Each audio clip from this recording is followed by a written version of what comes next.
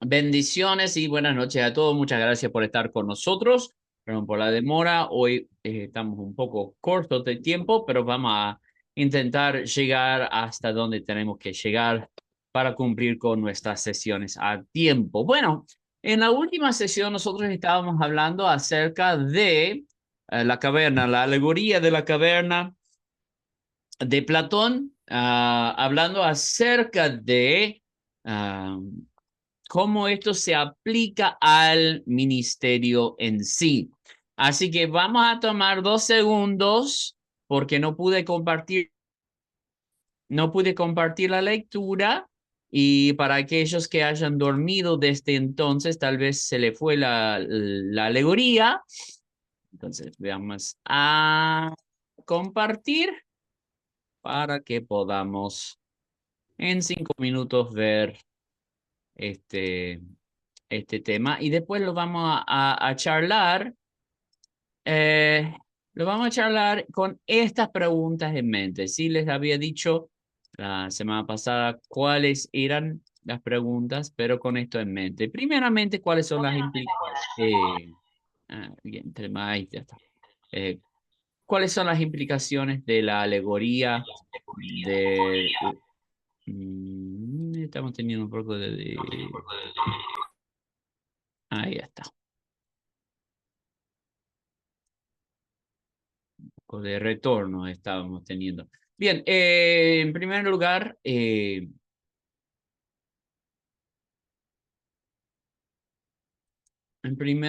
era cuáles son las implicaciones de la alegoría de la caverna para el ministerio y en qué posición nos encontramos como cristianos, cómo puede explicar la revelación de Jesús a los encadenados, ¿sí? Así que vamos a ver de vuelta esto corto de explicación y dejarnos en... Sí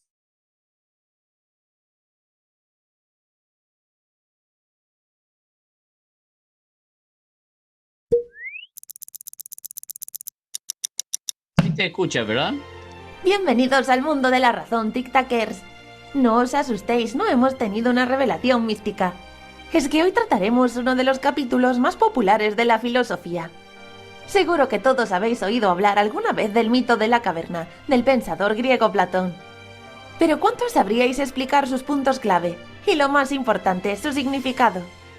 No temáis que no vamos a ponernos demasiado técnicos.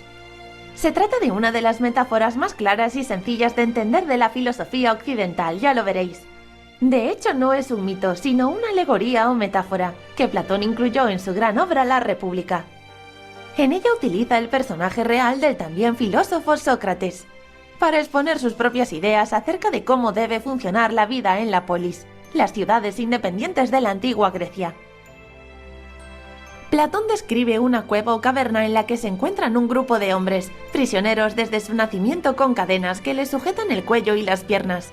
Solo pueden mirar hacia la pared del fondo, sin ser capaces nunca de girar la cabeza hacia otro lado. Justo detrás de ellos se encuentra un muro y una hoguera, y al fondo de la cueva la salida que da al exterior.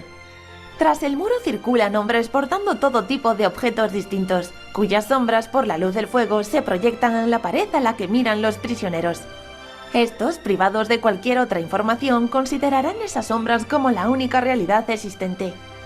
No tienen conocimiento de nada de lo que pasa a sus espaldas, ni mucho menos del mundo que existe fuera de la cueva.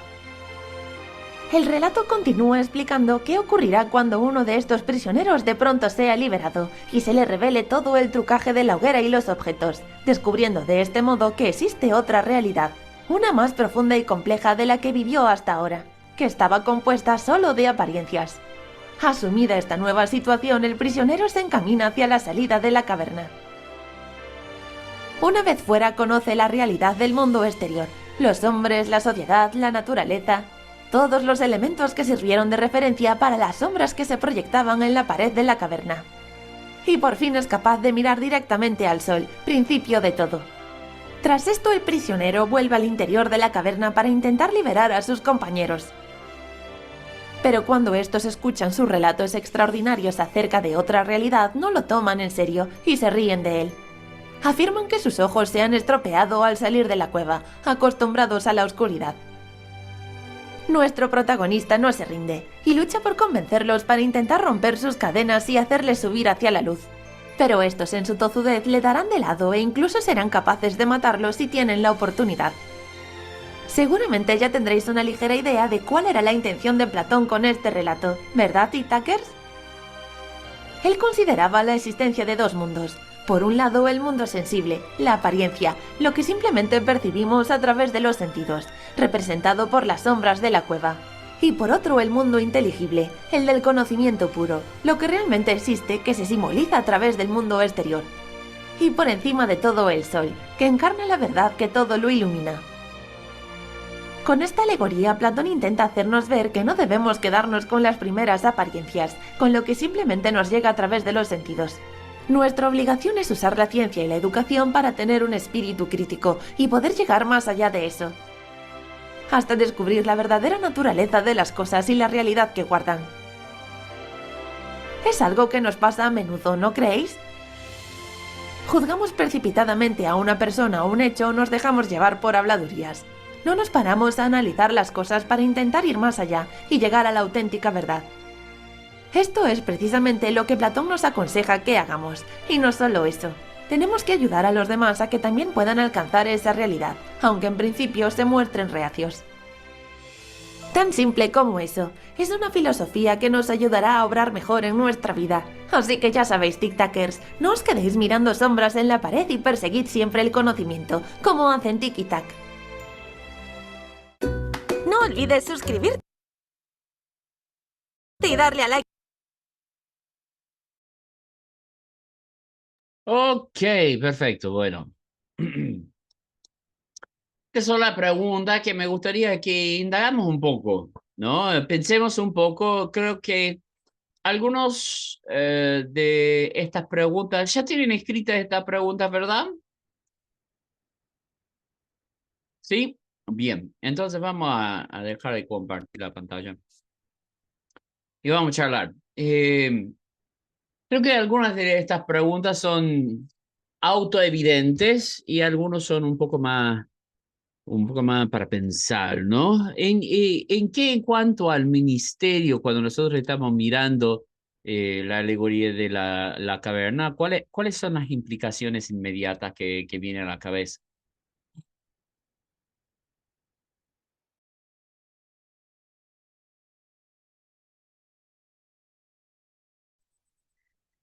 Que hay dos realidades, ¿sí? Una la de la oscuridad, ¿sí?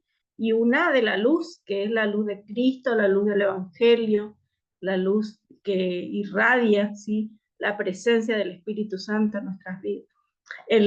Las personas que están encadenadas, que por lo general no detectan su situación porque desconocen lo que está pasando afuera. Perfecto. Y si, vos mencionaste dos realidades, ¿sí? ¿Cuál es la realidad real? Y en cuanto a nuestras vidas, ¿cuál sería la realidad real? Es decir, tanto en la alegoría hay una realidad real, pero la alegoría se traslada a nuestra experiencia real. Estoy diciendo real demasiado. Pero a nuestra experiencia, ¿no? ¿Cuál es la realidad en sí que Platón quiere decir? La realidad en sí es que hay muchas personas encadenadas, ¿sí? Pero nosotros como cristianos sí estamos en una realidad de luz. ¿Ok? Entonces, nosotros tenemos el mundo de las sombras y tenemos el mundo que está afuera. Esto ¿Sí? básicamente son las dos distinciones. ¿Cuál es real de ellos dos? Por supuesto que la luz de Cristo, sí, esa es la realidad. Pero de la caverna, ¿cuál es el de No, de afuera la o caverna el? obviamente, Sí, obviamente la de la caverna es la oscuridad. la oscuridad es la realidad. Eso es lo que yo pude percibir. Ok, interesante respuesta. ¿Alguien quiere retrucarle a la norma? No, no, ustedes no juegan truco, pero... Pastor, Sí, la sí. realidad es la que se vive todos los días. La realidad es la que se vive todos los días, la que se observa todos los días, la que está metido uno siempre en una sola postura. Esa es la realidad. Ellos siempre veían una sola, tenían su mirada directo para un solo lugar. Así que esa sería la realidad de las cavernas, para mi parecer. Ok, Siempre de lo que veían, de lo que observaban, de lo que tocaban. Nunca se ponían a pensar que podría haber existido otra cosa afuera. ok. Mariela tiene la mano levantada. ¿Qué tal? Buenas tardes a todos, buenas tardes, profesor. Bendiciones. A mí, dos cosas yo quiero resaltar, lo que veo, lo que observo. Una es la misión de la iglesia. Ujú, Ya el otro día, el primer día cuando lo vi al video, me quedó esa sensación que tiene muchas similitudes la historia con el estado espiritual o mental de la gente cuando no conoce a Cristo todavía y la misión de la iglesia. ujú. Pero también, un segundo punto, otra cosa que observo es que no solamente ese estado de oscuridad lo tienen o están en ese estado de oscuridad las personas que no conocen a Cristo, sino que hay muchos dentro de las congregaciones que todavía no han visto la luz completamente, están en un estado de oscuridad también. ¿Con respecto a qué? Con respecto a lo bíblico, con respecto a la misión. Así que esas son las dos cosas que me deja la alegoría de la caverna. Ok, estas implicaciones son muy buenas. Ahí tenemos la hermana Daisy que habilitó el micrófono, después el hermano Juan José. Pastor, buenas tardes. Buenas Para mí, o tardes. sea, la realidad, primero estaban todos en una misma realidad, por así decirlo. Después, cuando uno fue liberado, la realidad del que fue liberado fue cambiada. Ya él tenía otra realidad, la que había visto afuera.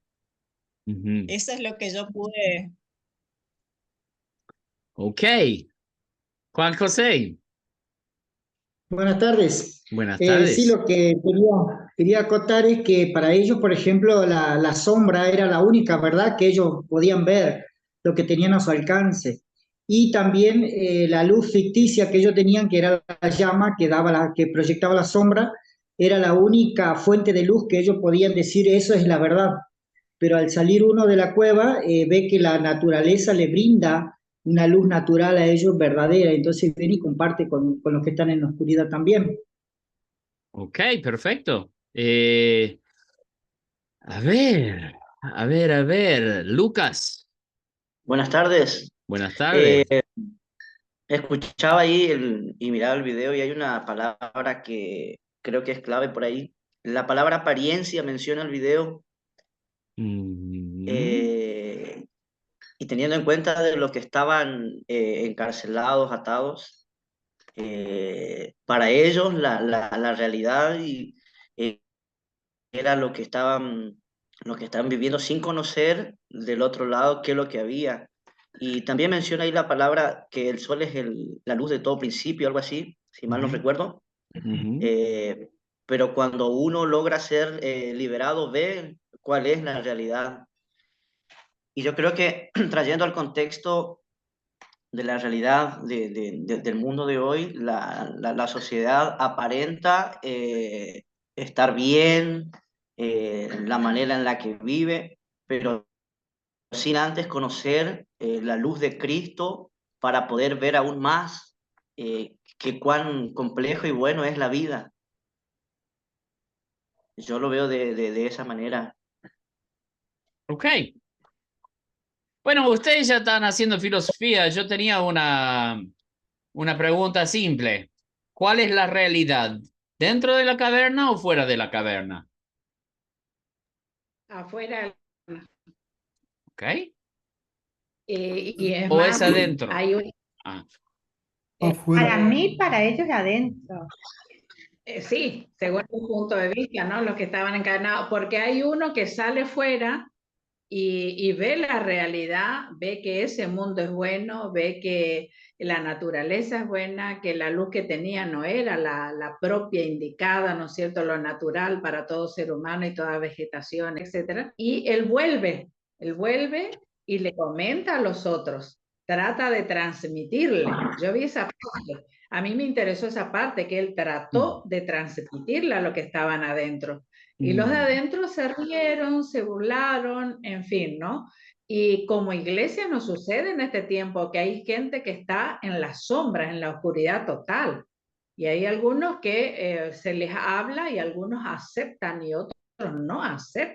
Y yo creo que tiene una gran similitud, ¿no es cierto?, con el mundo real que tenemos en la vida real, en el día a día, como decía una de las hermanas, creo que fue Flora ahí, que a veces les hablamos y no aceptan, se ríen y viven en un mundo ficticio, porque no es la vida que está preparada para todo ser humano, ¿no? Ese fue mi punto, lo que me impactó a mí fue que el que salió y trató de venir a transmitirle las buenas nuevas que él encontró afuera. Y como iglesia tiene una gran similitud, digamos, en lo que nos toca vivir como iglesia, digamos, a lo que nos toca llevar las buenas nuevas.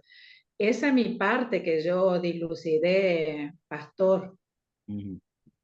Bueno, nosotros vamos a ver en el segundo siglo después de Cristo que la iglesia empieza lo que se llama el neoplatonismo o el plotinismo, son básicamente sinónimos, y ellos están agarrando las cuestiones de Platón para explicar el Evangelio, porque Platón vivía 300 años antes que viniera Cristo, ¿no? Entonces, lo que nosotros estamos leyendo no tiene nada que ver con el Evangelio en sí, desde el punto de vista del autor, aunque nosotros podemos ver las implicaciones naturales del ministerio, tiene que ver con nosotros mismos, cómo percibimos nosotros la realidad. Y cuando nosotros percibimos realidad, ¿qué es lo que utilizamos para definir lo real? Sí, Juan José. Profesor, también puede ser del punto de vista de que no debemos juzgar cada punto de vista de las personas, puede ser, que está demostrando eso. Sí, quería aportar eso por ahí, sí. Estoy viendo que puede tener implicaciones de... No quiero perderles aquí, pero hay una diferencia entre lo que se llama relativismo y subjetivismo, ¿ok? Es algo que no vamos a ver en esta clase, pero le voy a dar las definiciones rápidas para responder a Juan José. La diferencia entre relativismo y subjetivismo es que el relativismo relativiza la verdad según la perspectiva del que percibe realidad. ¿Okay? El subjetivismo también involucra la perspectiva de la persona que está viendo la verdad, pero no relativiza la verdad. Es decir, si nosotros tuviéramos un cilindro puesto en un rincón, ¿sí? Digamos que este es un rincón acá. Y tenemos este cilindro con dos luces proyectando una sombra sobre cada pared, tanto de la pared de atrás como la pared del costado. Tengo una luz que lo mira de frente y proyecta una sombra hacia esta pared aquí al lado mío. Creo que estamos cortos de señal. ¿Me escuchan? ¿Me escuchan? ¿Ahora sí? No. Se Sí. cortó por un momento, Ok. por un momento. Ok, perdón, estamos justamente arreglando equipos acá. Mi equipo de medio viejito ya no quiere andar. Bien, entonces, supongamos que tengamos un cilindro, ¿sí? Y dos luces.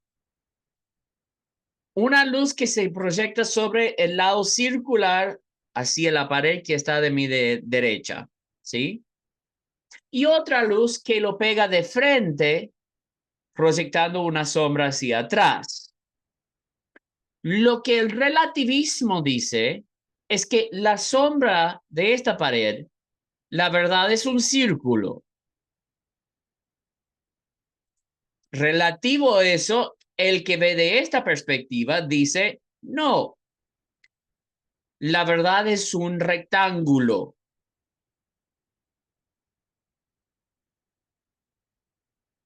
¿Okay?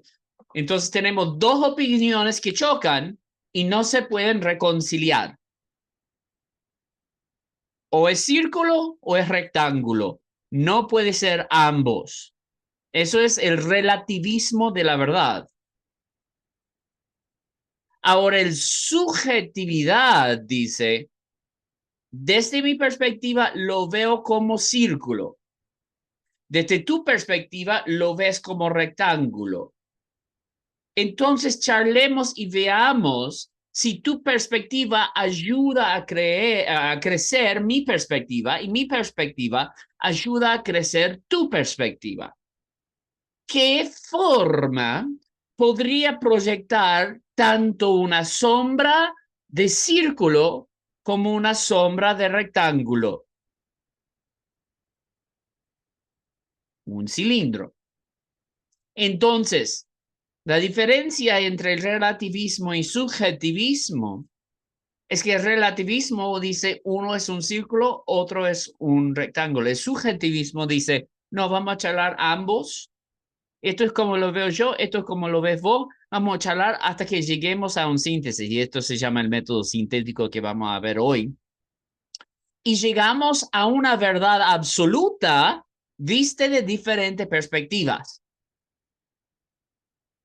¿Se entiende la diferencia ahí? No lo quiero perder. A ver, hay una imagen que tal vez lo pueda.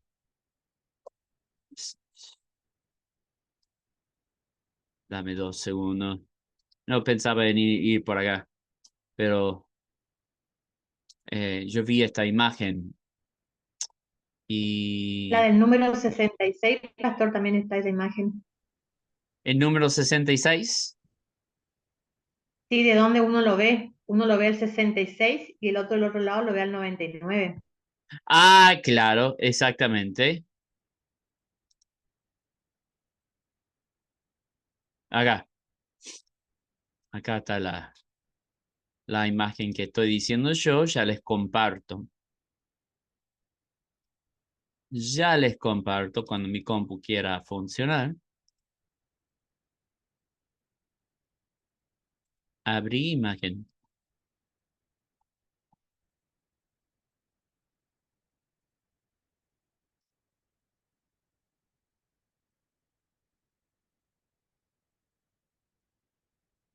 Ok, ahí está. Ahí les comparto. Para que se entienda lo que estoy diciendo.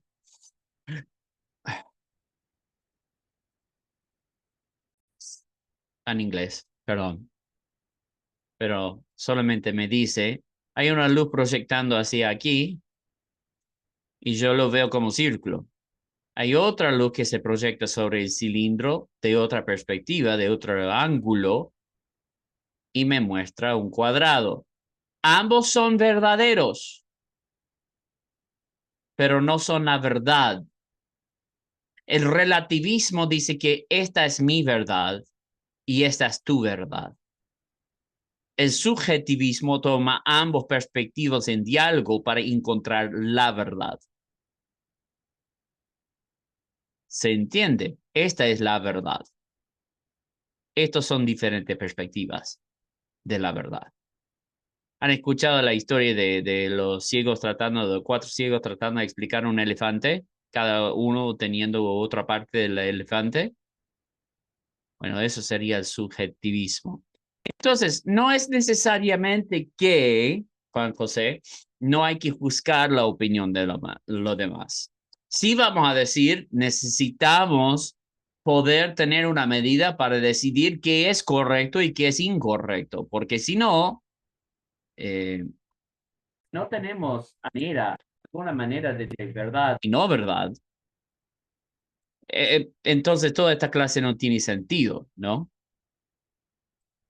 No sé si se me escucha, estamos teniendo un poco de problema de conexión acá, parece por la tormenta que estamos teniendo. De a rato se corta, pastor. Al rato se corta. Sí. ¿Se entendió la imagen? Ya les voy a poner en el WhatsApp. Ok, entonces necesitamos una medida para decir qué es verdad. Y esta es la pregunta, ¿no? Esta es justamente la pregunta que estamos haciendo aquí. ¿Qué es verdad? ¿Qué es verdad? ¿Son las sombras en el interior de la caverna?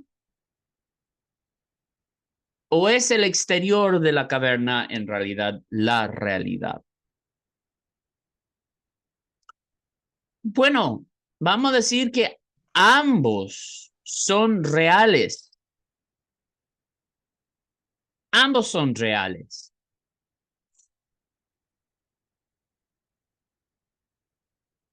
Ahora, uno es una realidad perceptible, mientras que la otra es una realidad revelada.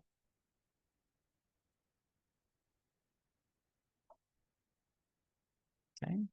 La realidad revelada, obviamente, es para el prisionero que un día, sin explicaciones, liberado de sus cadenas, ¿verdad?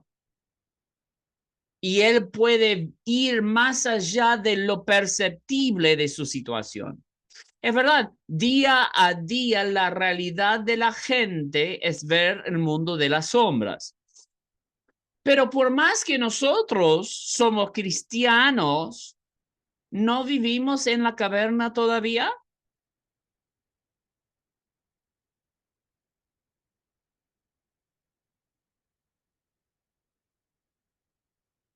Porque nuestra inclinación, y no es único a los cristianos ni al ministerio ni nada.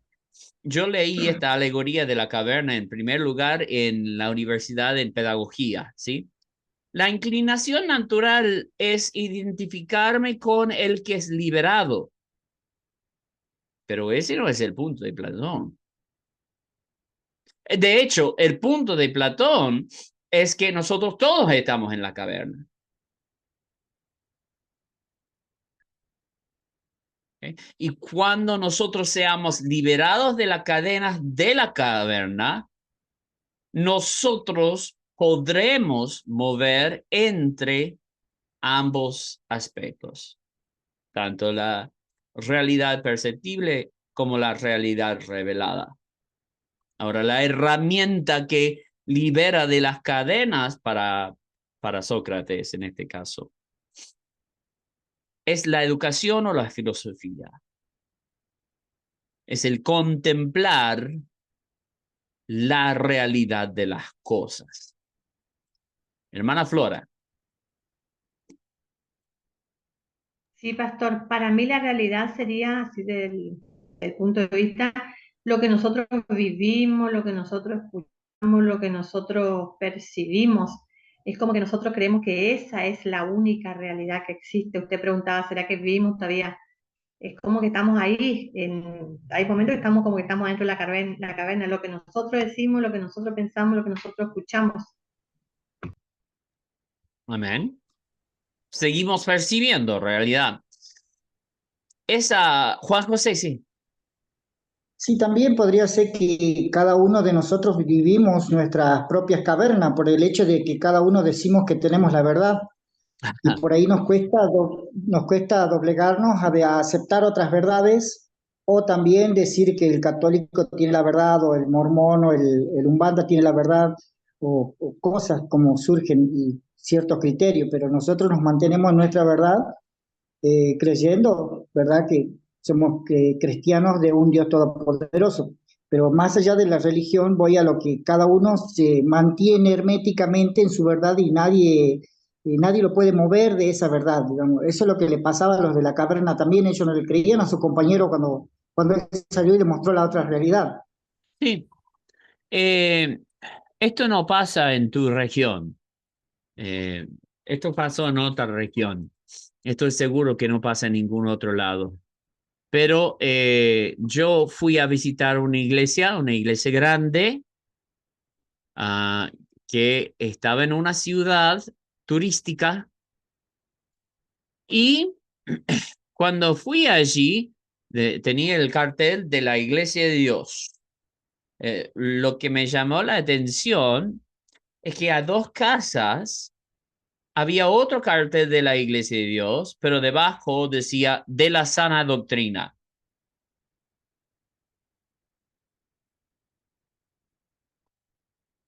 Nosotros podemos hablar, sí, acerca de no creyentes. Esto era la siguiente pregunta, pero ¿en qué posición nos encontramos como cristianos? Podemos hablar acerca de no creyentes, podemos hablar de diferentes religiones, pero ¿no acaso pasa en la misma iglesia de Dios? Que un pastor le dice a sus miembros no vaya a esa congregación porque no enseñan correctamente. ¿O eso solamente pasa en mi región? Seguro. Oren por nosotros. ¿Eso no podría ser una caverna? Estaba dando un taller de liderazgo justamente el sábado, y yo preguntaba acerca de qué forma de iglesia quieren tener. Estamos trabajando en un distrito. ¿Qué forma de iglesia quieren tener? Y cuando hablamos de formas de iglesia, parecía una idea extraña al grupo de líderes que estaban allí. Entonces yo di una forma de iglesia. Yo hablé acerca de una forma de iglesia evangelística. Entonces, ¿qué cambiaría si nuestro valor principal como iglesia fuera evangelizar?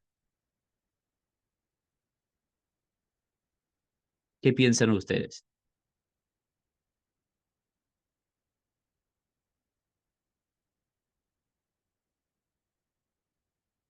¿Qué cambiaríamos? Perdón, pastor, ¿cómo fue la pregunta? Estaba anotando un Ok. apunte que usted dijo. Si nosotros tuviéramos como valor principal que queremos que nuestra iglesia sea una iglesia evangelística, que sea evangelística, su propósito principal es compartir el evangelio, ¿qué cambiaría en nuestra iglesia?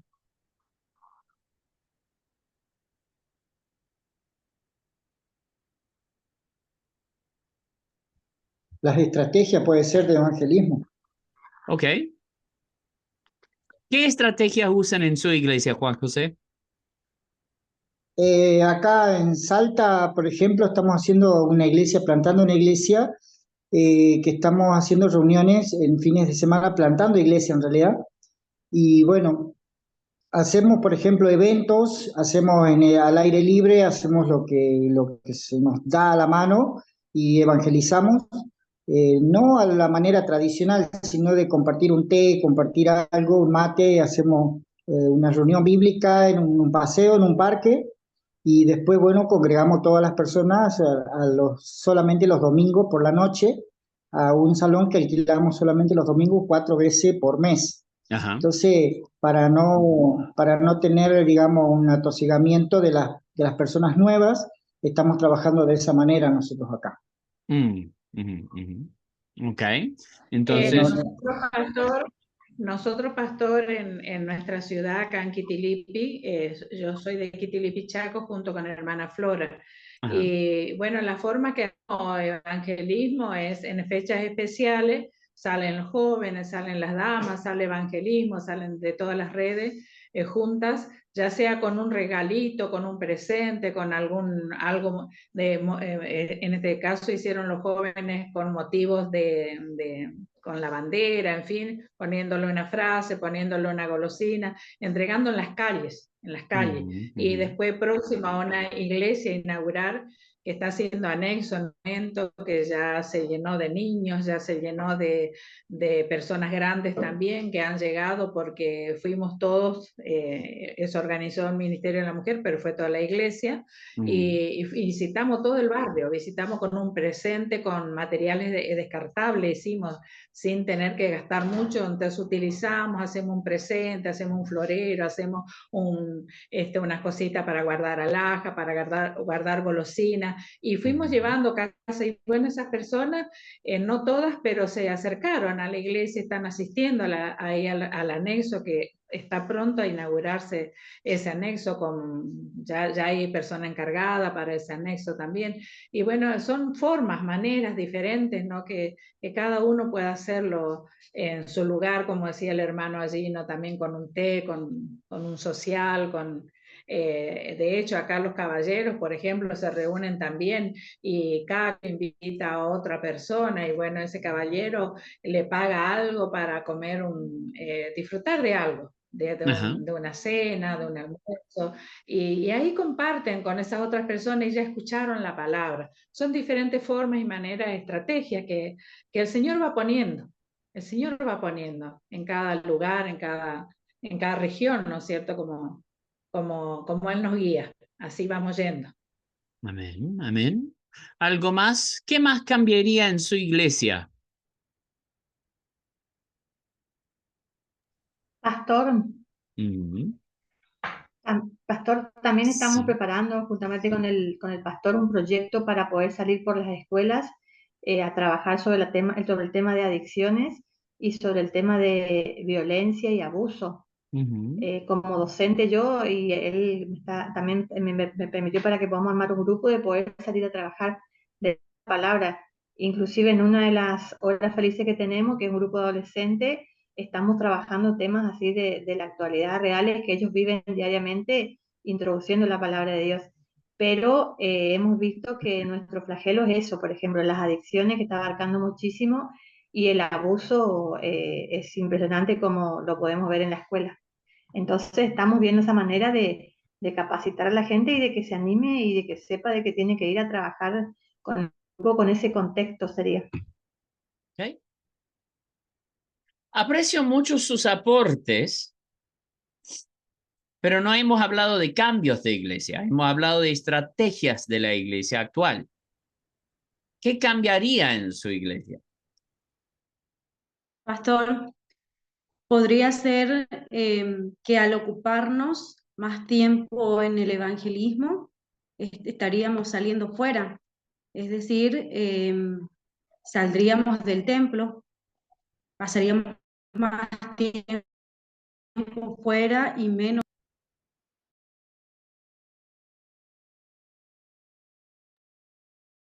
Y menos tiempo adentro, entendí, se cortó ahí al final, para mí por lo menos. Decía que estaríamos más tiempo fuera que dentro de las cuatro paredes, ¿sí? Dentro del templo en sí, haciendo un trabajo evangelístico, ¿no? Ocupándonos solamente de esa área. Ok. Si este es nuestro valor principal, sí, hermana Mariela. Perdón. Sí, yo creo, mi punto de vista es que si tendríamos que cambiar algo en la iglesia, sería que cada cristiano, cada miembro de la iglesia debe tomar la misión como propia. Está bien hacer actividades en conjunto, en redes o multiredes, está bien salir toda la iglesia a evangelizar, pero fuera de esas actividades, lo que yo observo es que los cristianos no evangelizan, no le predican a sus vecinos, a sus compañeros de trabajo. Ese es el problema, me parece. Eso es lo que yo observo. Cadenas. Nosotros vemos sombras, porque cuando hablamos de estrategias evangelísticas, no estamos hablando lo mismo una estrategia evangelística que un propósito evangelístico. ¿Ok?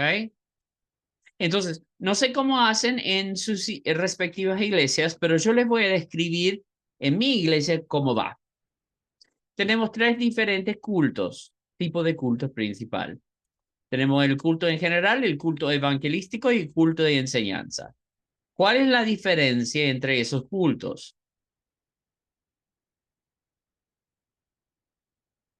Bueno, yo te podría decir lo que debería haber de diferencia, pero la realidad es que no hay diferencia. Hay 3 cultos y los 3 cultos son generales. Y entonces cuando hay un culto evangelístico no hablamos del evangelio. Y cuando hay un culto de enseñanza no enseñamos, predicamos. Y tenemos el mismo formato. ¿Quién es la persona? A ver, ¿quién es el líder más importante? El líder más importante en una iglesia cuyo propósito es evangelizar en cuanto a infraestructura de la iglesia.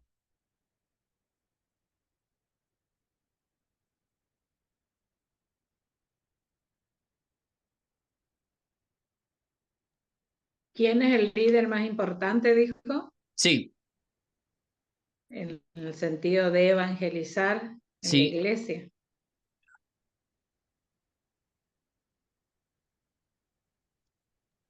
¿Y el pastor? Yo creo que la pastoral, el pastor, porque él tuvo el principal, él es el que está a la cabeza, ¿no es cierto? Y es el que tiene que estar moviendo la visión de Dios. Tiene que estar moviendo la misión y la visión. Y el que tiene que presentar claramente, específicamente y detalladamente a la congregación para que puedan tomar conciencia de que no es solo de él la tarea, sino que debemos de acompañar como pueblo de Dios. Ese es mi punto de vista. Es el máximo, es el que tuvo el trato especial, el que tuvo el llamado especial, el que tuvo la unción especial. Yo considero esa parte, ¿no? Y es muy fundamental el rol del líder, el rol del pastor es muy fundamental para estas actividades, ¿o no? O desarrollar, ¿no es cierto? Transmitir la transmisión, la comunicación es muy importante para la membresía. Ok. Si usted fuera la No sé si está pastora, bien, pero es lo que yo sí, ¿no? si usted fuera la pastora, entonces, ¿cómo hace que el propósito sea evangelístico?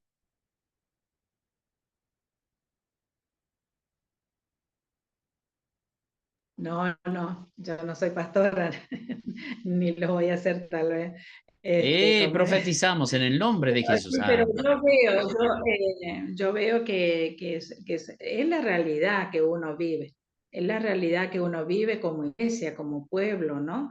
Y bueno, ¿qué cambiaría dentro de la iglesia también? Porque podríamos ver esas partes, ¿no? ¿Qué cambiaría dentro de la iglesia? Como decían las hermanas, la iglesia sale, la iglesia ya no permanece tan encerrada. Y otro, la iglesia tiene que estar, ¿qué cambiaría? La iglesia tiene que estar enseñada, educada, madurada para recibir esos frutos y retener el fruto de la tarea. Creo, eso serían, yo creo que tiene que ver mucho con la educación, mucho con el conocimiento, tiene mucho que ver con aquellos líderes, aquel pastor que prepara líderes, que capacita al líder, que incentiva a aquellos líderes para que estén fundamentados, muy bien fundamentados, porque vamos a ser realistas, en la iglesia no viene persona humildecita nomás, que yo con 2 o 3 palabritas, ya le... no, en la iglesia vienen personas de todas clases, pero vienen personas influyentes que vos no le podés ir con cualquier argumento o algo cuando te preguntan algo sobre la Biblia, sobre un versículo, sobre una doctrina. Uno tiene que estar preparado y capacitado para atender esas necesidades, con esas necesidades y preguntas que vienen a las iglesias. Ok.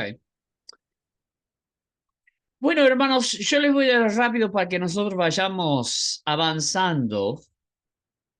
Lo primero, si yo fuera el pastor y el propósito, quiero que mi iglesia fuera evangelística. No es que tenemos estrategias evangelísticas. Porque cuando yo tengo estrategias de algo, habla de algo que no soy, que estoy tratando de producir, ¿no? Y entonces, en primer lugar, yo tengo que pensar, ¿cómo hago una prédica evangelística? ¿Qué tal? ¿Qué tipo, qué versión de la Biblia uso? ¿Cómo uso mis palabras? Estamos hablando acerca de que es muy importante el discipulado, la enseñanza. Y vos le decís a alguien nuevo que tiene, cuando recién entra, que tiene que hacer discipulado, y el tipo va a saber de qué estás hablando. ¿Qué significa discipulado? ¿Quién habla de discipulado en el mundo? ¿Qué es un discípulo? No sé. Escucho de Pedro y Juan, tal vez por cultura católica, pero yo no entiendo lo que es el discipulado en sí.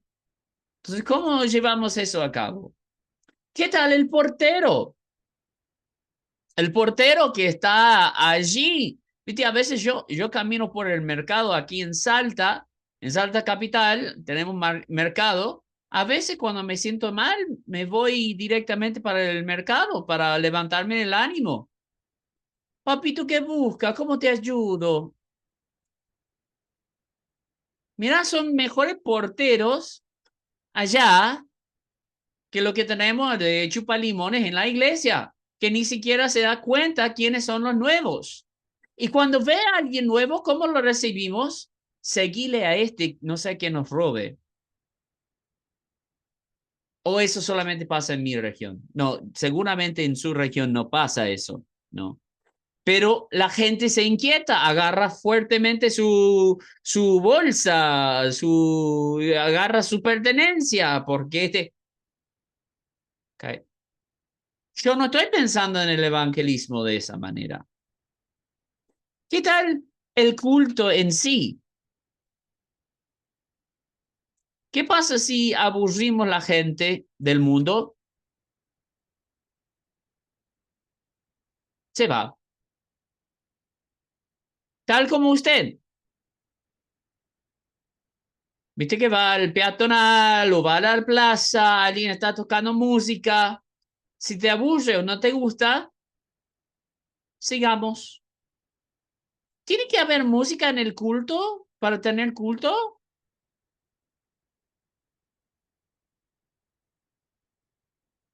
Ok, aquí estamos empezando a cambiar formas radicales. Y esto es lo que quiero decir con la estrategia son sombras, pero nosotros tenemos cadenas de las cuales ni siquiera somos conscientes que existen. Y esto es lo que el problema de los que están en la caverna. Ni siquiera se dan cuenta que están encadenados. Solo ven las sombras y aceptan a las sombras como si fueran la única realidad. No cuestionan las cadenas. ¿Qué tal si yo les digo a todos ustedes, desde hoy en adelante, la única versión que nosotros vamos a usar de la Biblia es la traducción del lenguaje actual?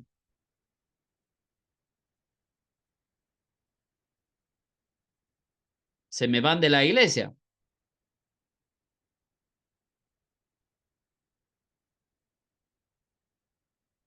Pero la gente no habla como la Reina Valera.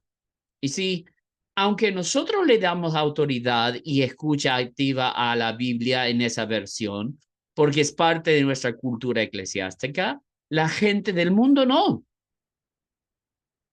Y solamente porque tenés púlpito no significa que tenés autoridad. Yo estaba en Tucumán cuando vivía en Nueva Centro. Estaba en Tucumán, la casa regional donde yo vivía arriba. A media cuadra estaba un kiosco. Mi esposa me había mandado a buscar leche para hacer un bizcochuelo. Y yo de gordo feliz iba casi con la cola así agitado con un perrito. Voy a buscarme leche para que haga un bizcochuelo mi esposa. Mi único objetivo, mi único objetivo es comprar leche. Salgo en deportivo, con gorra, todo así como estoy hoy, porque hoy es el cumple de mi esposa y fuimos haciendo un montón de cosas. Entonces, no tengo ninguna idea de compartir el evangelio en ese momento. Sin embargo, el kiosquero sabe que yo soy pastor. ¿Cómo sabe que soy pastor?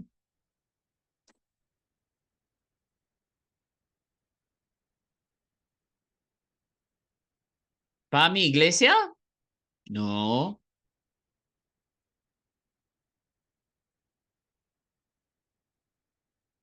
¿Y por qué charlo con él?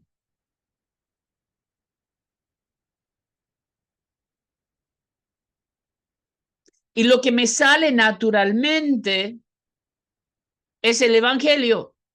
Y me pregunta uno de esos días, ¿qué sos pastor vos o qué? Y él era medio mezcla entre árabe y católico, que no sabía exactamente lo que creía. Por lo menos creía que Dios existía. Eso yo sabía. Pero él sabía que yo era pastor por las charlas que nosotros tomamos. Entonces yo estoy yendo media cuadra a buscar mi leche y hay un cliente delante mío. Recuerden, nosotros estamos en San Miguel de Tucumán, a 3 cuadras de la Universidad Nacional de Tucumán. ¿Ok? Eso es importante porque el cliente delante mío me informa el kiosquero cuando entro para buscar mi leche y solo pensando en hacer bizcochuelo. El que está delante mío es profesor de bioquímica en la Universidad Nacional de Tucumán. Y él no cree en Dios. Y dice, ¡ay, gracias, Señor! Así medio sarcásticamente, porque no era evangélico ni creyente como yo. Pero dice, por fin vino el pastor. Pastor, este no cree en Dios. Explícale por qué existe Dios.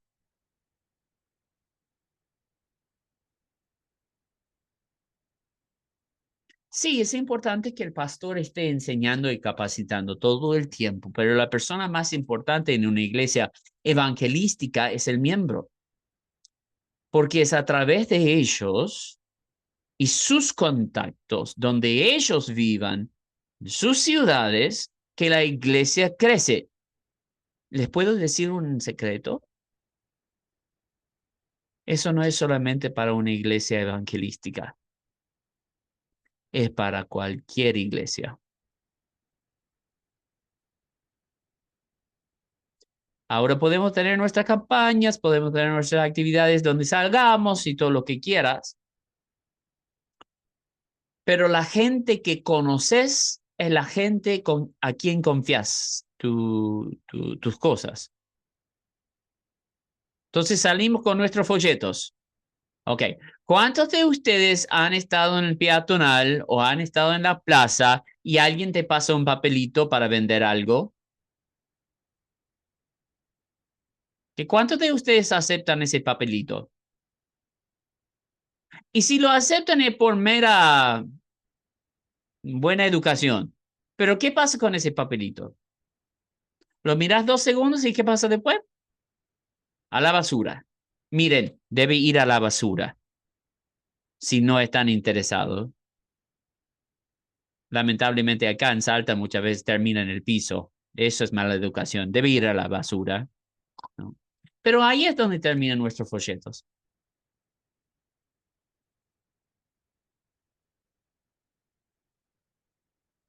Yo soy cristiano. Yo soy pastor. Yo soy director de educación teológica de la región Noa Centro. Soy el decano académico nacional de FAITID. Y cuando voy con mi familia para tomar un helado de Grido,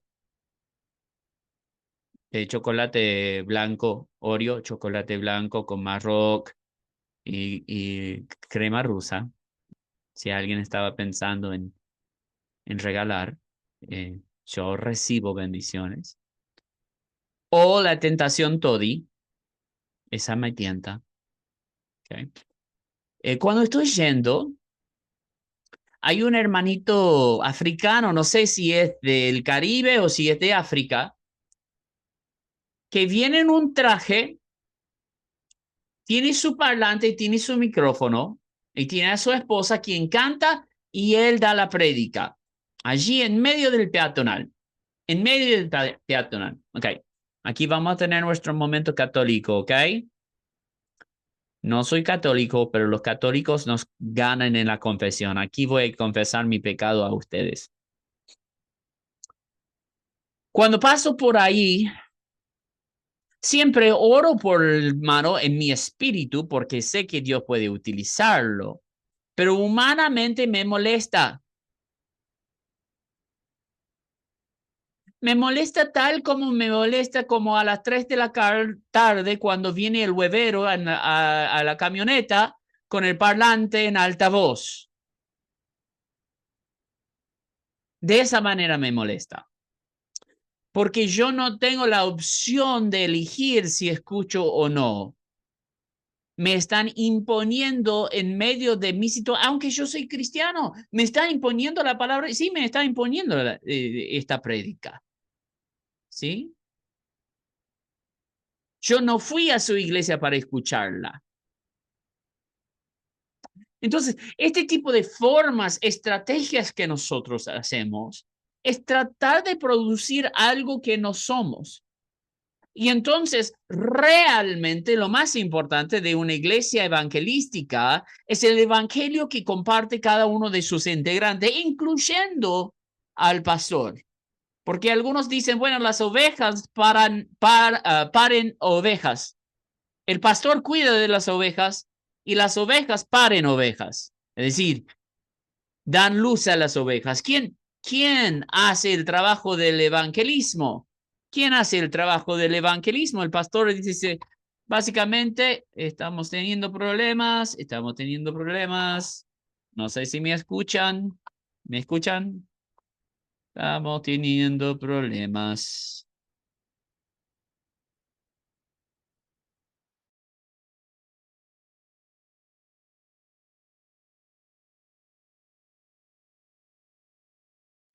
Tiene apagado el micrófono, pastor, no se le escucha. Ok, estamos teniendo problemas de internet, disculpen. Entonces, ¿hasta dónde llegué? ¿Hasta dónde llegaron a escuchar mi exposición? Porque era genial, ya les compartí el secreto de la vida y se me cortó. Y la estrategia estaba hablando que solo no sé qué ahí, bueno, que evangelismo de la comunidad cristiana. Quedó.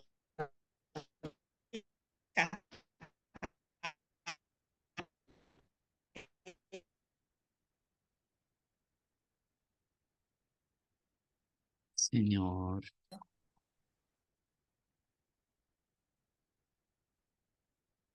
Ok, oren por mi conexión. Estamos hablando del pastor y las ovejas, ¿verdad? Ok, bueno, hay un dicho que dice que las ovejas dan luz a las ovejas. Los pastores solamente cuidan a las ovejas. ¿Qué es lo que está diciendo el pastor? Ustedes hagan ese trabajo, yo me lavo las manos. No, pará. Por más que yo sea pastor, no dejo de ser oveja. Sigo siendo oveja. Sigo siendo discípulo. No es que yo llego a una posición y yo dejo de ser oveja. O algunos lo ponen en departamentos. Este es el departamento de evangelismo. Yo no soy el líder del evangelismo. Yo no soy evangelista. Mateo 28 da la gran comisión a todo discípulo antes que existieran los oficios de pastor, maestro, apóstol, profeta y evangelista. Todos tenían que hacer el trabajo del evangelio. Al pastor, el apóstol le dice, Pablo le dice al Timoteo, haz el trabajo de evangelista. Timoteo no respondió, pero Pablo, vos sabés que yo no soy evangelista, yo soy pastor. ¿Okay? Entonces, hay muchas formas que nosotros tendríamos que cambiar si es que nuestro propósito es ese. El lenguaje que utilizamos en el púlpito, la manera en que recibimos a la gente. Yo como pastor tengo registro de miembros, pero tengo registro de los nuevos que entraron, sé sus nombres, o cuando la gente habló con alguien más, conectó con su nombre y número telefónico para que el pastor se conecte con ellos, porque sabe, es muy diferente cuando yo estoy teniendo charla con alguien, uno de mis vecinos, y le digo, mira, mi pastor va a estar en contacto contigo para explicar esto más, o si vos querés conectarte con nuestra iglesia, nos importa, como vos sos parte de la comunidad, nos importa y sentimos que ya sos parte nuestra. Entonces, quisiéramos orar por ti. Si podría tener tu nombre o número telefónico, y algunas personas, eso va a ser demasiado para ellos, te van a decir no de una. No hay problema con eso, pero la manera que yo charlo con ellos, hay un seguimiento, hay alguien que, porque yo hago, aparte del instituto, yo tengo otro instituto secular donde yo hago marketing y ventas. Y hay un concepto en marketing y ventas que dice pedí la venta. Es decir, pedí que ellos compren lo que vos estás diciendo. Entonces, cuando yo estoy presentando, yo tengo un formulario de inscripción. Mira, si te interesa, aquí está el catálogo de recursos, los cursos que nosotros estamos ofreciendo, y esto es gratuito para vos, pero te pido nada más que me llenes estos datos para que pueda contactarte para ver en qué área estás interesado y ver si nosotros podemos hacer concretar tu inscripción, ¿sí? Y entonces de ese formulario yo ya tengo el número de teléfono y les escribo, buen día, ¿cómo están? Soy tal y tal, y usted se interesó en tal curso. Quisiera saber si le gustaría saber la fecha de inicio, etcétera, etcétera. Okay. Nosotros lo hacemos en negocios todo el tiempo, pero no lo pensamos en la iglesia. Algunos de nuestros pastores ni siquiera tienen registro de miembros, así que empecemos ahí. Pero los nuevos tenemos seguimiento. Ok. ¿Por qué digo todo esto? Porque nosotros naturalmente nos identificamos con el que salió de la caverna. Y en el sentido de que nosotros hemos visto la luz de Cristo, eso es verdad. Nosotros hemos salido, y es más, el cuerpo juanino, tanto Juan como Pedro, van a prestarse de Sócrates en este lenguaje de luz y sombras para hablar acerca de la verdad del Evangelio. Pero hay muchas áreas en nuestras vidas donde nosotros seguimos siendo atados a formas y vacas sagradas que nadie toca. Y decimos, esto es. Cuando yo hice la pregunta en ese taller de liderazgo, ¿tiene que haber música en nuestro culto? Alguien automáticamente me dijo, sí. Ok. Ok, no hay problema, Pablo. Pastor, Sí. tiene mucho que ver con por la costumbre eso, creo yo, porque el que no se atrevía a salir era porque ya estaba acostumbrado a esa vida en el mito. Ajá. Y también nos pasa eso a nosotros como cristianos. Ya nos acostumbramos de una manera que lo habituamos, y después cuando queremos hacer algo diferente, cuesta hacerlo. O cuesta o te cuestionan. No, allá no, ¿no? Pero acá sí. ¿Cuesta o te cuestionan? Mira, Y ambas cosas, ambas cosas, ¿no? ambas Eh, cosas. porque yo escuché un mensaje acerca de identidad el otro día que me pareció muy, para ser diplomático, intrigante. Porque se quejaba el pastor de que antes se identificaba a los evangélicos como, porque ellos iban a todo lado con su Biblia. Ahora todos se esconden y nadie lleva Biblia a la iglesia.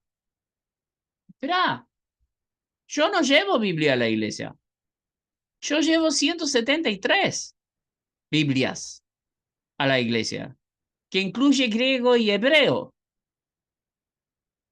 ¿no? Entonces, yo tengo el celular y a veces agarro, yo tenía que predicar a la noche y yo estaba mirando por mero interés, porque soy chusma. Ustedes no, yo sí.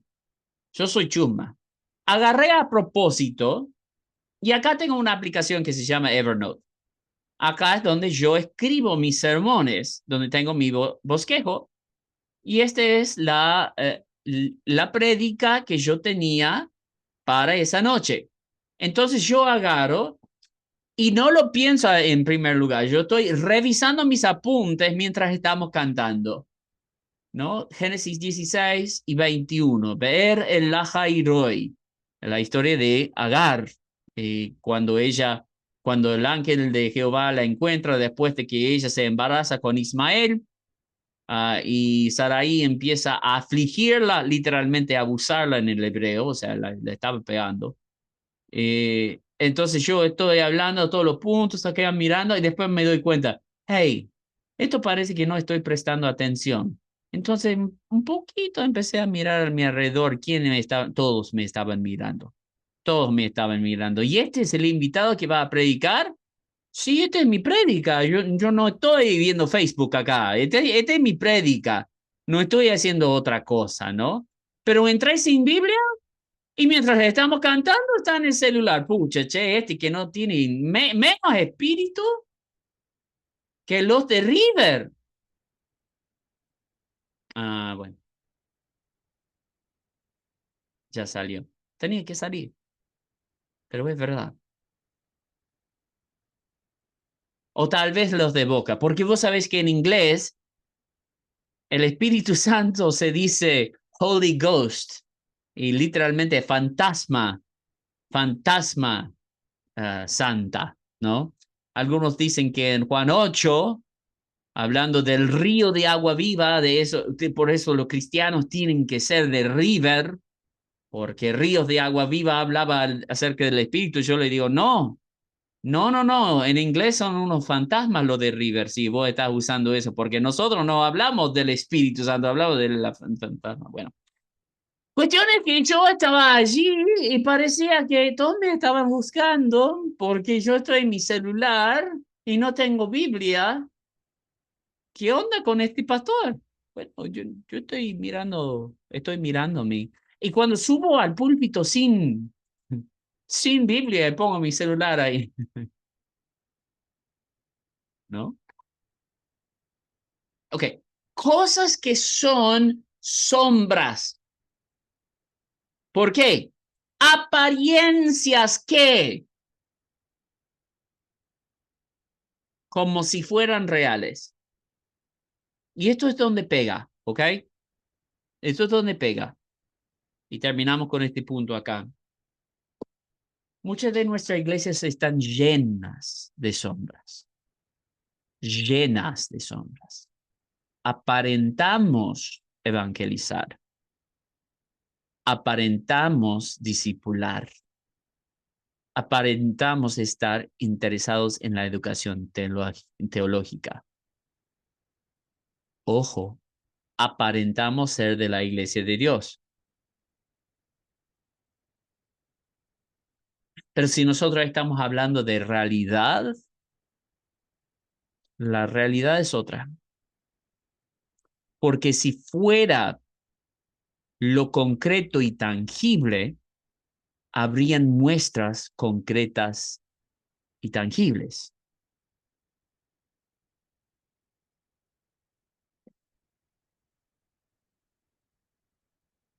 Estadísticas son sombras. Yo puedo pintarte los números como quiera. Ustedes no sabrán. Nosotros tuvimos una graduación grande aquí en NOA por primera vez en nuestra historia, desde que se separan las regiones. Y cuando estamos en la graduación, en medio de la graduación, para ser transparente, le digo, mira, tenemos 60 aquí, pero 38 son de la actualización ministerial. ¿Por qué hago eso? Porque no quiero aparentar algo que no soy. La actualización ministerial lo hicieron el día anterior, 38 de los que graduaron. Entonces, en realidad, nuestra graduación era de 60, hacemos un cálculo rápido, 22. ¿Sí? Entonces, son 22 graduados de nuestro seminario y 38 graduados de la actualización pastoral de ayer. ¿Sí? En la foto no se distingue, todos están con sus títulos, todos están felices. ¿Okay? Pero esa es apariencia. Yo estoy hablando de cosas concretas. ¿De qué se trata mi iglesia? ¿Qué tal tu vida cristiana? Y que nadie me responda. Pero ¿cuándo fue la última vez que vos compartiste el evangelio con otra persona cara a cara, en profundidad?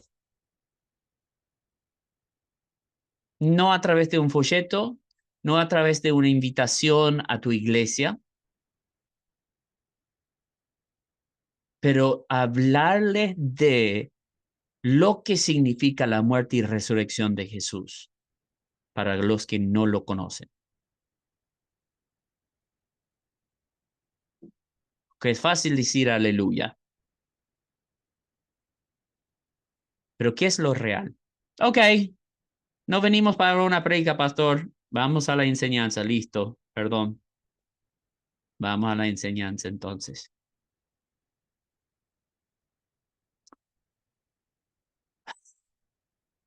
Les dejo esta última pregunta para su consideración. Solo para su consideración. ¿Cómo podemos deshacernos de nuestras propias cadenas? ¿Mm? ¿Cómo podemos deshacernos de nuestras propias cadenas? Cadenas hay. Cadenas tenemos. No somos el que es liberado de todos.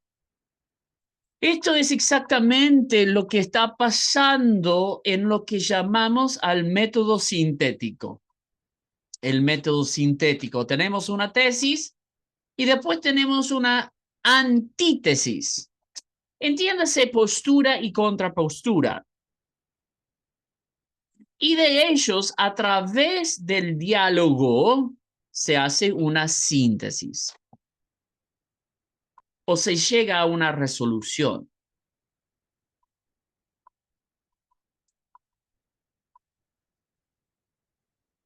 Eso vemos claramente en Hechos capítulo 15. ¿Qué pasa en Hechos capítulo 15? A ver, ¿quiénes son los biblistas del grupo? Hechos 15. Es muy famoso este capítulo.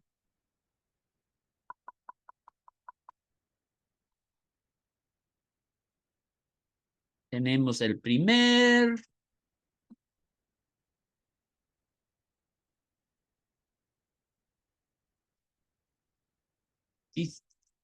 El primer concilio. Muy bien, Chris. Gracias, Chris. El primer concilio en Jerusalén, donde después de una experiencia que tiene Pedro y también algunos reportes que están saliendo de Asia Menor y las misiones de Pablo, o creo que le dice Saulo en Hechos 15 todavía, pero Pablo y Bernabé tienen algunas preguntas los líderes que están allí en Jerusalén. ¿Qué significa ser parte del pueblo de Dios? Esto básicamente es la gran pregunta. No, ¿qué quiere decir ser salvo? Pero ¿qué quiere decir ser parte del pueblo de Dios? Y ellos justamente están en esta transición de lo cual nosotros estamos hablando. Hay cierta vaca sagrada que no se puede tocar ni se puede cuestionar. Pero lo que está pasando es que la iglesia se está transformando, está experimentando un nuevo ámbito, crecimiento que el espíritu, no los discípulos, el espíritu está generando y no de uno, como si fuera el medio rarito o la oveja negra, ¿no? Pero estamos viendo de Felipe en Samaria, estamos viendo a Pedro y Cornelio, estamos viendo a Pablo y Bernabé que están yendo por todos lados, empezando obviamente en las sinagogas donde no los reciben, pero los griegos están recibiendo el mensaje con gozo. Entonces tenemos un problema. El cristianismo hasta ahora siempre ha sido de los judíos. Sale del judaísmo, pero los cristianos no salen del judaísmo. Es decir, agregan creencias y prácticas de Jesús en su vida diaria, pero siguen congregándose en las sinagogas. Siguen con las mismas prácticas del judaísmo. Es más, y esto es donde va a parecer raro y no sabemos cómo conciliarlo con nuestra visión de Pablo, hasta Pablo mismo sigue haciendo sacrificios en el templo. No sabemos por su tercer viaje misionero y cómo termina y cómo hubo confusión en el templo, porque él se rasura la cabeza y le dice a Timoteo que espere afuera, pero los judíos piensan que él entró en el lugar donde no le correspondía como gentil, como griego, ¿sí? Entonces, sabemos que hasta Pablo, quien nos dice en Gálatas, la ley no se aprovecha para la salvación, guarda la ley.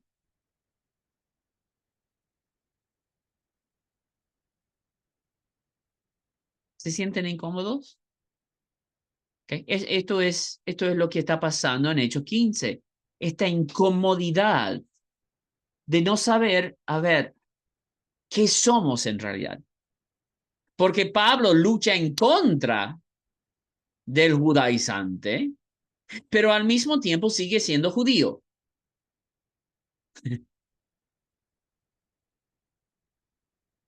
Entonces, la discusión no es exactamente de ser salvo, sino de pertenecer al pueblo de Dios.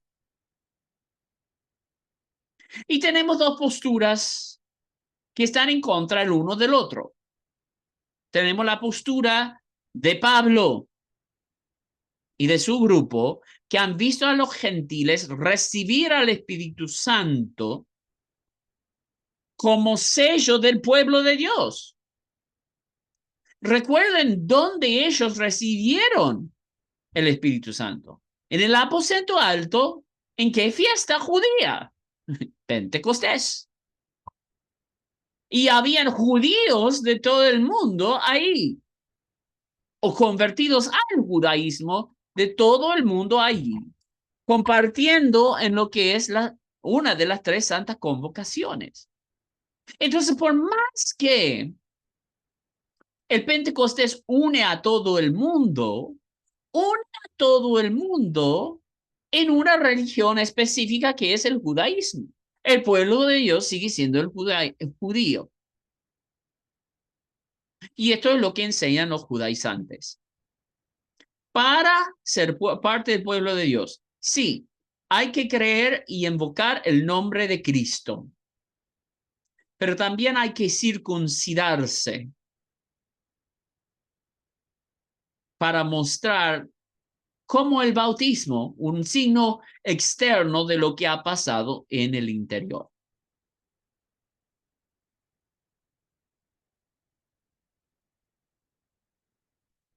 Y después tenemos a los de Pablo y Pedro que van a decir, mira, hermanos, yo entiendo tu punto de vista, porque yo lo compartí.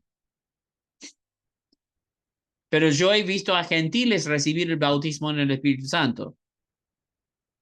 Entonces, si el Espíritu los está recibiendo en el pueblo sin la circuncisión, ¿quiénes somos nosotros de excluirlos del pueblo de Dios por encima de lo que está haciendo el Espíritu? ¿Okay? Esta es la contrapostura. Ninguna de estas posturas va a quedar 100% aceptado. Nosotros escuchamos a Pablo y Pedro en este discurso y decimos, sí, este es mi pana. Pero sigan leyendo. Porque no es que vos solamente crees en Jesús y sos parte del pueblo de Dios. hereje. No, sigan leyendo. ¿Qué son las instrucciones que se tienen que enviar a los griegos de la última decisión que Jacobo se levanta a decir? Bueno, nosotros lo tomamos literalmente. Las cuatro cosas, las cuatro instrucciones que dan en Hechos capítulo 15, versículo 20 en adelante, o 19, creo que empieza en 19. Es que los gentiles que han invocado el nombre de Jesús son salvos. Pero para pertenecer al pueblo de Dios, han de abstenerse ¿de qué? Ya tenemos memorizado esta lista, ¿no? La fornicación, la idolatría, el ahogado y la sangre. Y por eso muchos no comen morcilla. Pero las cuatro cosas se tratan de idolatría de su pueblo. ¿Qué es lo que está diciendo Jacob? Está diciendo, son salvos en Cristo por invocar su nombre. Solamente por eso son salvos. No por creer en el judaísmo, ni por circuncidarse son salvos. Pero para pertenecer al pueblo de Dios, y esto es algo que él va a seguir diciendo en su carta de Santiago, que es su otro nombre, Jacobo Santiago es el mismo nombre, solamente con dos diferentes traducciones, ¿no? Lo que él va a decir en su carta es que la fe sin obras es muerta. Entonces, no es solamente una creencia intelectual como creen los griegos en su filosofía, sino que tiene que haber cosas concretas en nuestra vida, porque fe en el griego tiene dos significados. Pistis en el griego significa así una aceptación intelectual o creencia, pero al mismo tiempo también significa fidelidad. Es decir, yo creo en este principio y me marca el rumbo que yo he de comportarme. De cómo yo he de comportarme. Ahora nosotros tenemos una dicotomía en la iglesia de hoy. Hay muchas personas que dicen creer en Jesús, pero no viven según sus enseñanzas. Esa no es fe. No tienen fe en Jesús.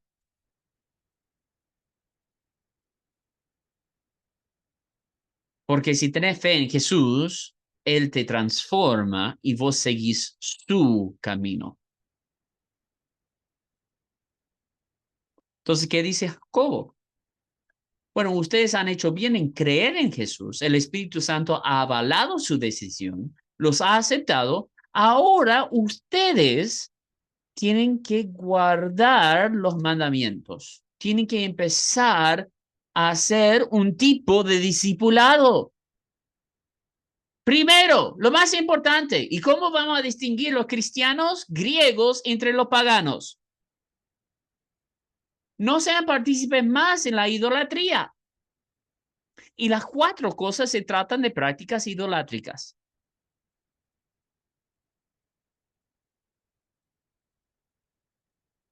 Las cuatro cosas. La fornicación por las prostitutas del templo, además de cultura no monogámica y educación casi homosexual de los griegos helenistas.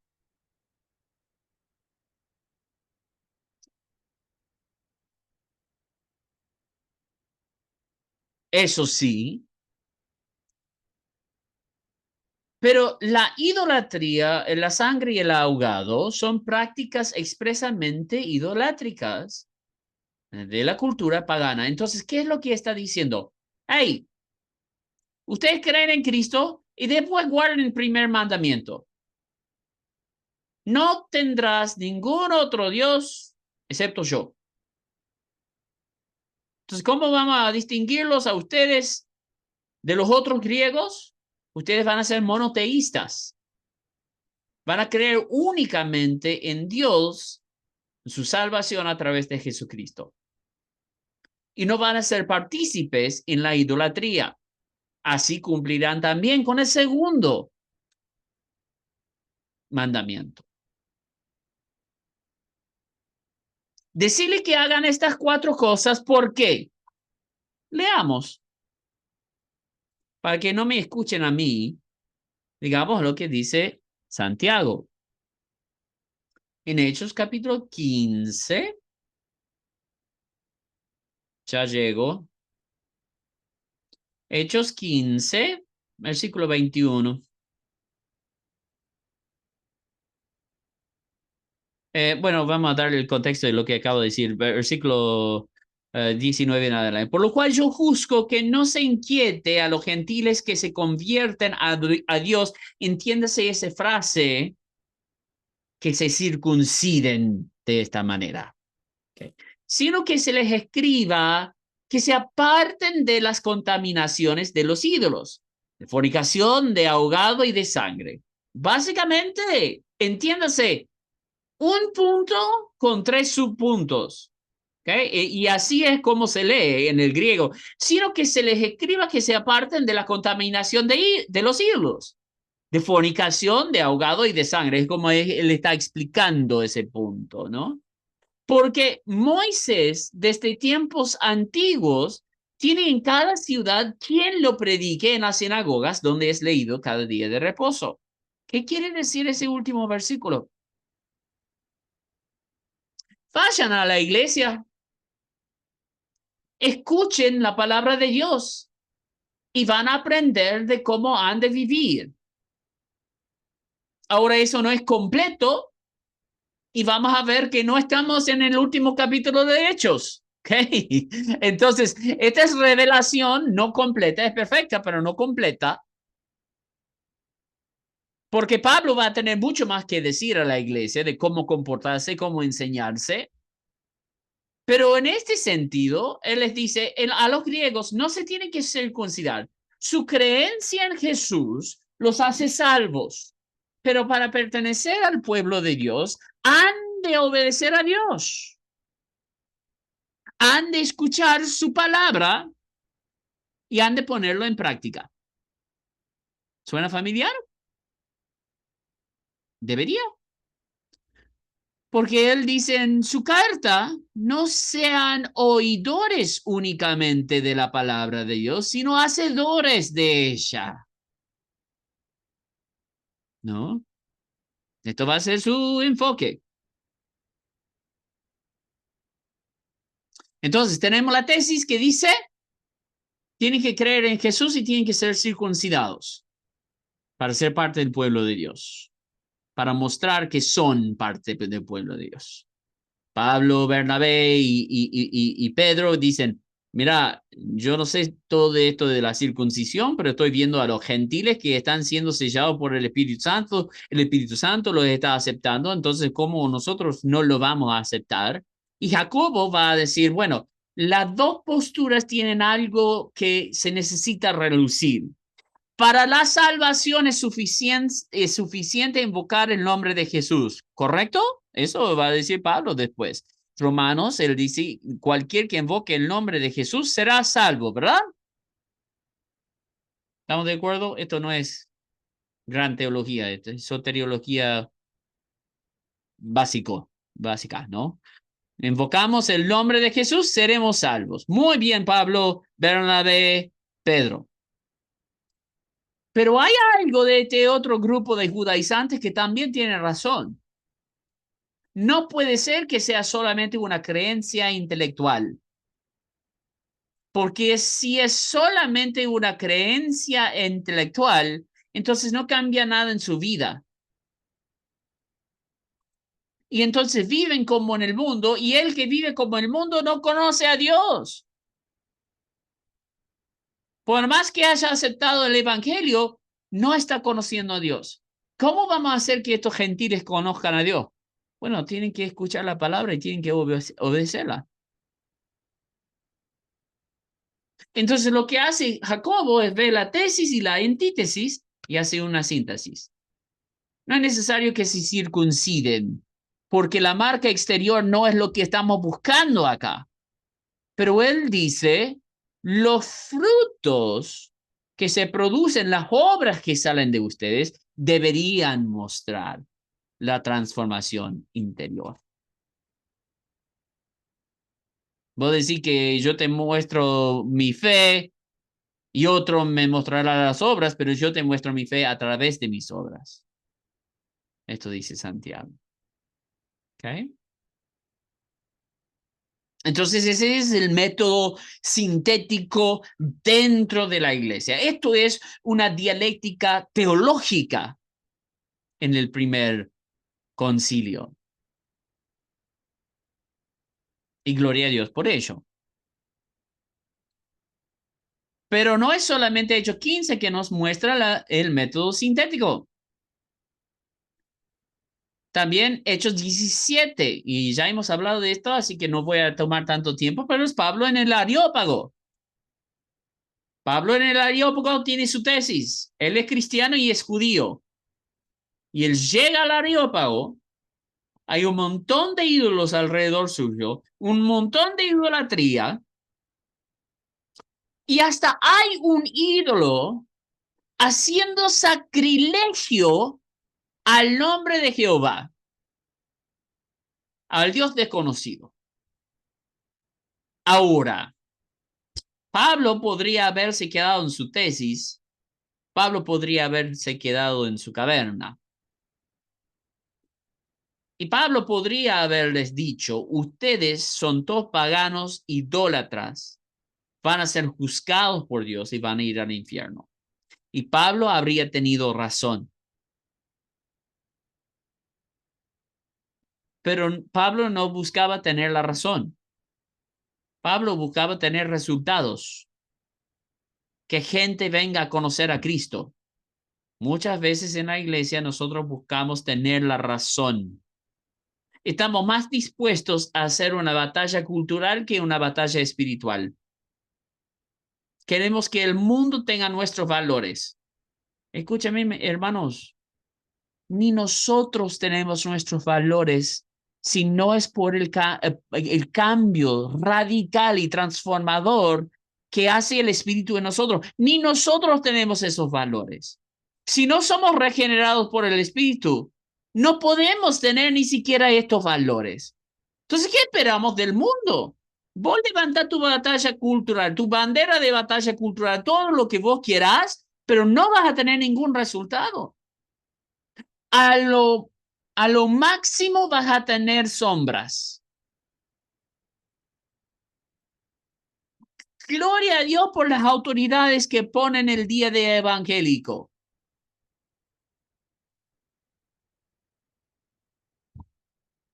Okay. Y ha cambiado el narcotráfico. Y ha cambiado la trata de personas. Y ha cambiado la corrupción. No, hermanos.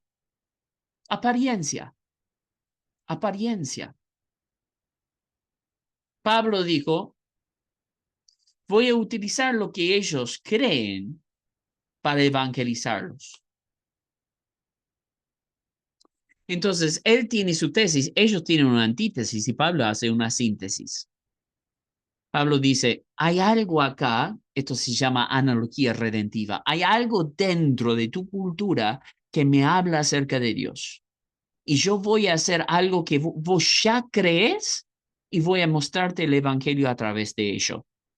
Pablo utilizó el pecado, la idolatría, para evangelizar.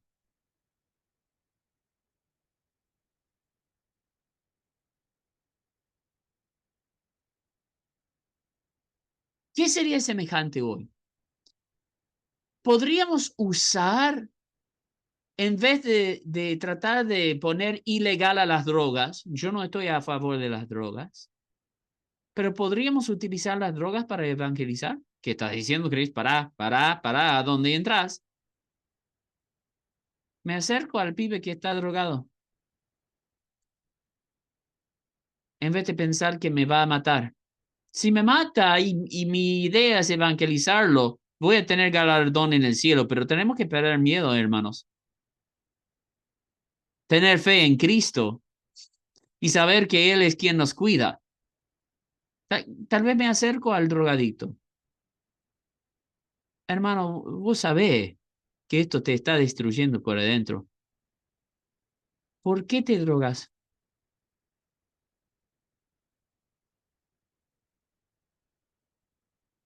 ¿Tenés problemas en tu familia?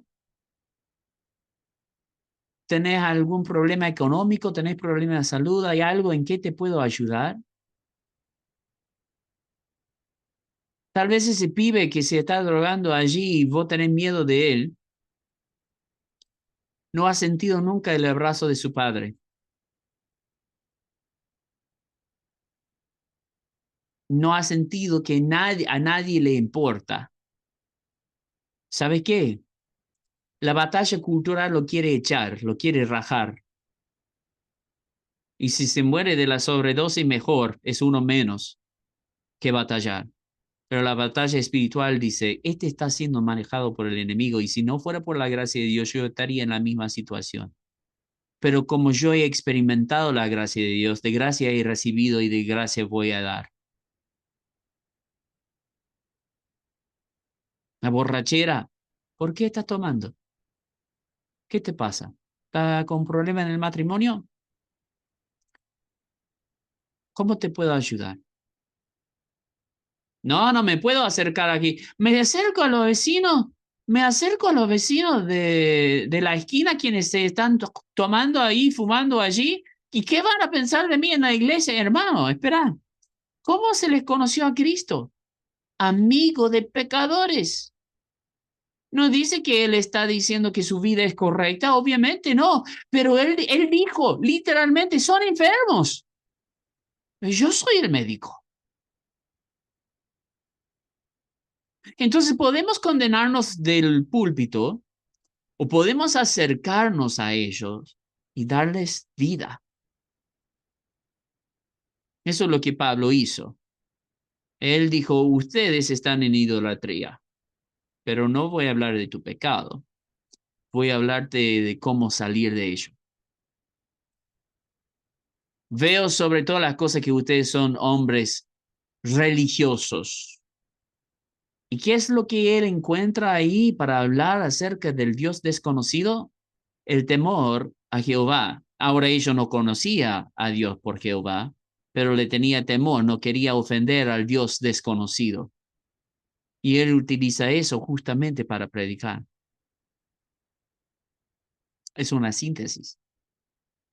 Es encontrar a la persona donde está y compartirles algo nuevo que no tenían anteriormente, que es universal para todos, a priori y sintético. Universal para todos, no tenés que experimentar nada para experimentar el amor de Dios. No tenés que haber tenido un abrazo de padre para experimentar el amor de Dios, porque a través del cuerpo de Cristo, el amor del Padre se expresa en el sacrificio de Jesús en la cruz. Si es que estamos dispuestos a mostrarlo.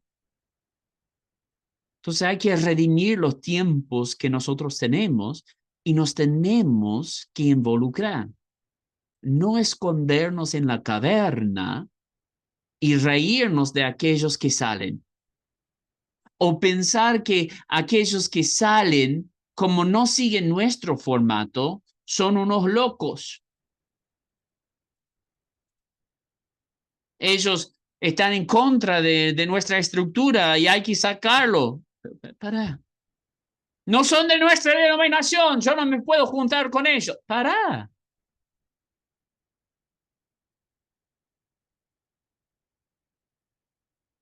Hay un solo Señor, una sola fe, un solo bautismo, un solo cuerpo.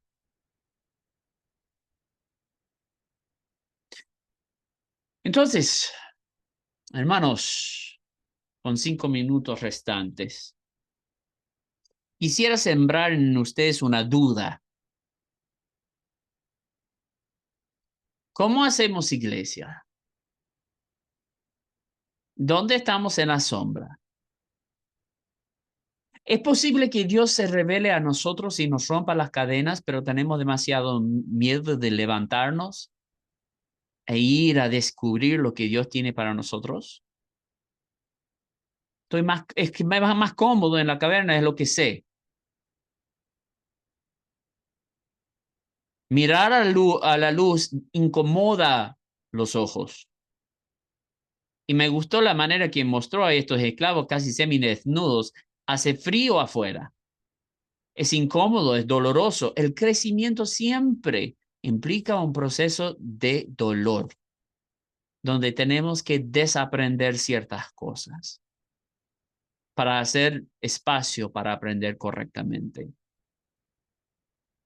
Les agradezco su tiempo. ¿Hay alguna pregunta, comentario, grito de ira antes de terminar en esta noche?